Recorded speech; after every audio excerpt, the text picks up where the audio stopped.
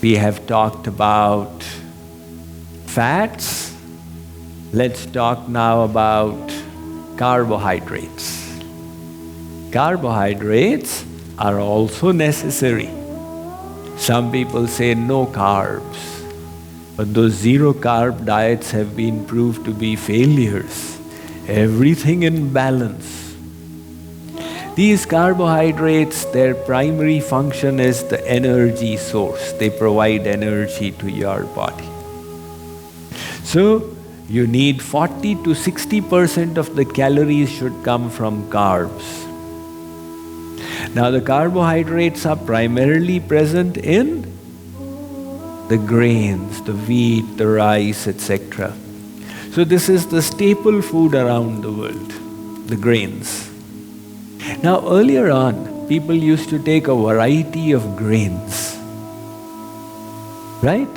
Now, as our ability to change and control things increased, they phased out many of the grains and just started focusing on wheat and rice, wheat and rice, wheat and rice. However, the millets, the jowar, the bajra, they are even healthier. They have a lower glycemic index. The bajra will release the glucose over 6 hours, not causing a peak in the blood sugar. So, learn to take all the different grains they are. Don't just focus on wheat and rice, wheat and rice. That is the secret behind the multi-grain bread. And another good way to take these grains is to ferment them. When you ferment them as bread, as idlis, as doklas, their food value increases and they become more digestible. Some people complain that fermenting causes acidity, but not to most. Now, one more thing, these carbohydrates, their digestion begins in the mouth. So when you chew the food, not only are you breaking up the food to enhance its digestibility in the stomach, but there's an enzyme in the mouth called ptyalin, which has already started breaking up the foods and it has started digesting the starches. So, if you want to digest your food well, chew it well. Remember, it begins right here. When the food enters the stomach, the carbs will continue to be digested for half an hour and stop. Your mouth is alkaline, the stomach is acidic. So then the proteins, the fats and all will be digested. But if the carbs were not digested well, they will wait until the food reaches the small intestines to continue the digestive process.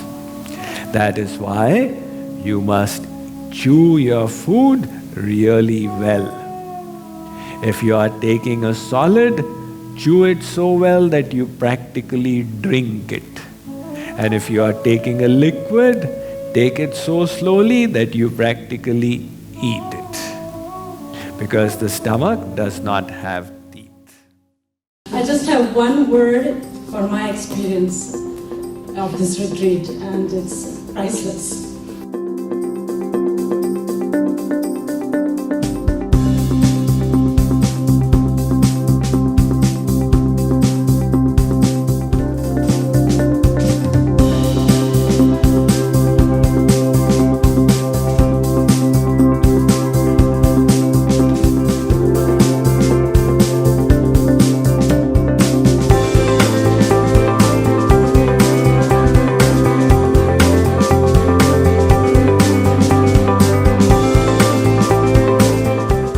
Makes his sermons, his courses so simple.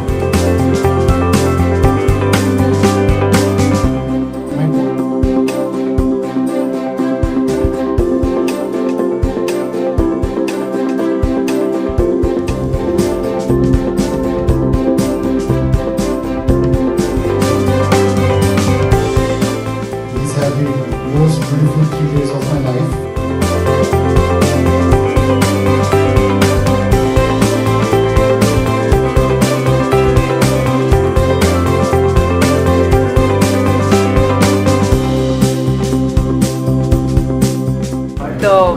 day retreat. I think it's been one of the best and one of the most amazing JK Yoga retreats ever.